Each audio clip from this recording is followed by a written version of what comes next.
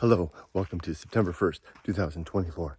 My name is Kurt, and this is my daily good life meditation, an exercise that I do every morning, a little bit after waking up, as you can see, to remember my life objectives and principles, those which are outlined in my book, Going Alone, which you can get by a PDF if you're watching this video on YouTube. It's down there, just a little link below. You can see it. You can also get it on Amazon, and just go to a bookstore near you and ask and they'll get it to you. Anyway, I do this to, like I said, boy, it's dark, I'm getting an early start, to remember my life objectives and principles, and also to think about the last 24 hours and how I did with the challenges and the opportunities that I met, and to prepare for the coming day and to make sure that I'm ready to die. It's a good day to die. So last night and yesterday, slept so sound last night. I know I've said this before, but it's worth repeating over and over again. I just can't get over how so many of the problems that I was facing in the last 5 and 10 years were not anything more than my job. And I'm not blaming my job. If any of my employers see this, I'm not blaming you or my job or anything like that. It's the circumstance and the frustration and all that comes with, being an employee in this modern milieu, if that's the right word. It feels like that sometimes, a lot. So I slept great. Yesterday was a fine day. Had no real challenges of any sort, except I did a lot with the shopping and the dogs to Julian and all that other stuff. Oh, isn't that a nice background there? The Good Life Creed consists of 8 objectives. 1, to be always ready to die, to have my affairs in order, my life's work in order, and my relationship sound. 2, to make good and effective use of my time, to not waste my days in, just pointless filler time, watching television and I mean, there's nothing wrong with watching television, but at the expense of our better lives? No. Just frittling things away, getting drunk, watching television. These are things for me that are just, they don't do it. They always do this when I step away from the thing. They'll separation anxiety. They'll stop in just a sec. It's hard to begin to enumerate things that I consider to be poor uses of time, because they're not necessarily always poor uses of time. Like, it's okay to watch TV a little bit. It's okay to get drunk once in a while, but as just distracting life filler, that's what I'm trying to avoid. So what is a good use of time? Well, that's the pursuit of virtue, doing things, engaging activities that help to further the well-being of thinking creatures, particularly those creatures that can suffer.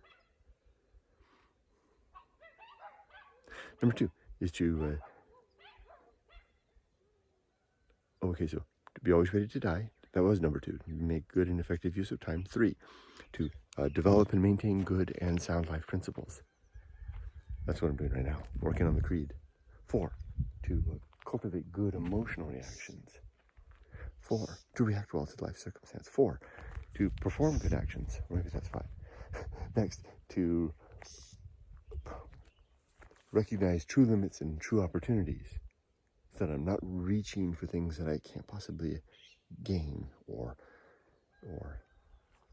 settling for things that are and neglecting things that are within my scope that I could attain, that I could strive for.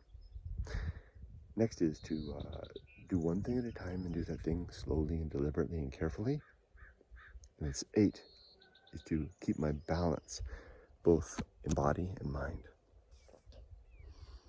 Oh, I love this morning. There's this warm air that comes across from the mountain up there, spills over those mountains where the sun is starting to blaze. I don't know if it's warmed by the sun or what, but it's like a river of warm air. That's why I'm not wearing a shirt. It's just this river of warm air, and you find it in little patches as you wander the desert. As I wander the desert, there'll be like a hollow area down there that'll have a cold poop puddles of cold night air, and then this warm morning air just coming. I can hear it in the trees. It's magical place. I didn't know that this place existed. And I lived all my life except the years in Japan, here in California. Somehow this area eluded me. Remember this, Kurt. There's nothing like this in Japan. This is not like the Mojave Desert where I wrote Going Alone. A more desolate place out there by Siberia, ghost town.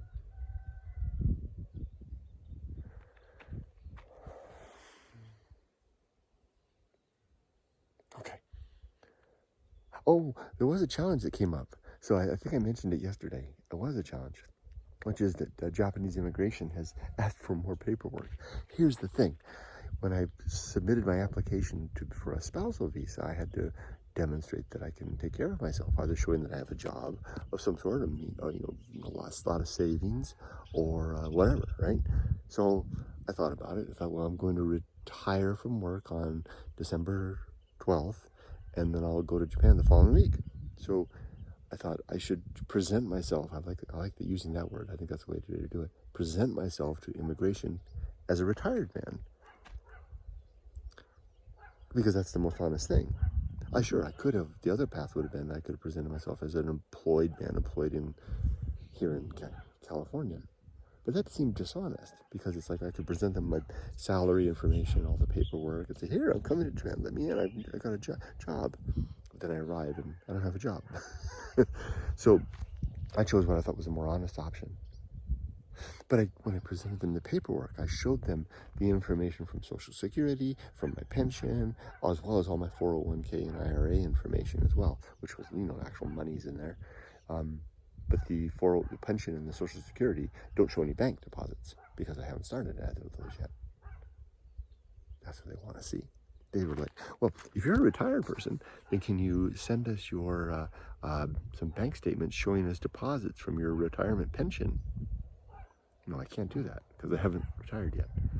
So what I did instead was I got my bank statements, and I also got my salary income, and I had all that translated.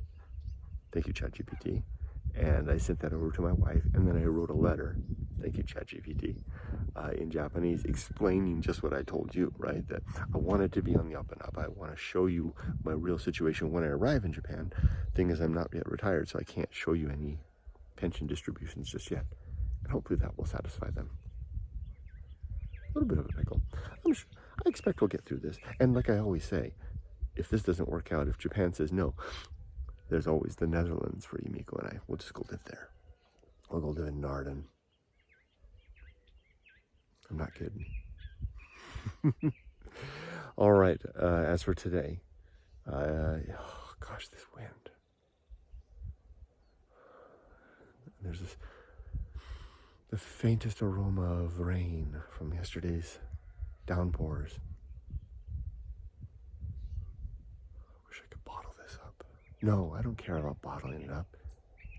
I'm too old to preserve things for the future, other than my book, other than the memories that Yumiko and I have made thus far. Just absorb it now, Kurt.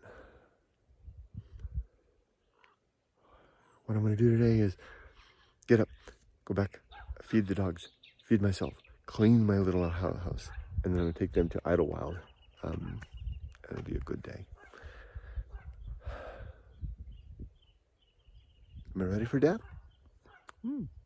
Are my relationships sound? They are. Well, as you may already know, my mom doesn't want anything to do with me, but I've tried all my life to be a part of her life. So there's not much I can do about that. Are my affairs in order? Yeah, they are. Is my life's work complete? Absolutely. So with that, I'll hasten back to the little house and quell my dog's anxiety and get started with my day. And I wish you all the best. Be safe, but not too safe. Take care.